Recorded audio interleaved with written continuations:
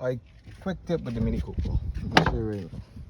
This is a Mini Cooper. This is a crossover. It's a Cooper that is diesel, but gasoline, all of them, same issue. Okay, you are gonna intermittent stalling sometimes. Vehicle shut off.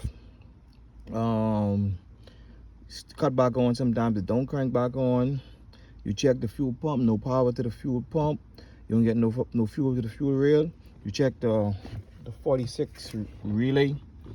Fuse on the fuse box, and you getting power.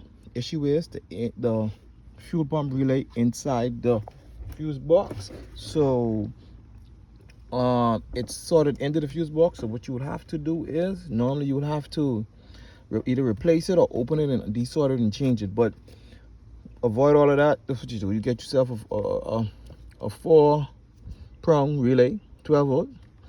It's 4 wires. Quick and simple. Okay, right here.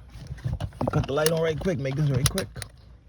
Okay, right here. You tap into you find the ground that come from the DME with send ground to the relay to turn it on when you turn the ignition.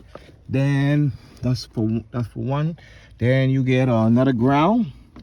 I'm of a chassis ground, and then you get power from the ignition, from your ignition when you turn on the fuse, and then you cut the connector from what goes inside the fuse box that runs to the fuel pump, but turns the fuel pump on.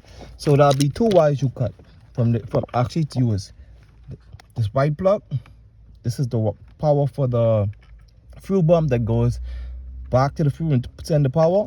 This another black connector, which you see me splice right now. This is for the DME, so you can use the black and the white connector. Ground signal from DME, power to the fuel pump. 12 volt power from the from the fuse to turn the switch on, and then you get your ground, and that's it. Just that out right quick.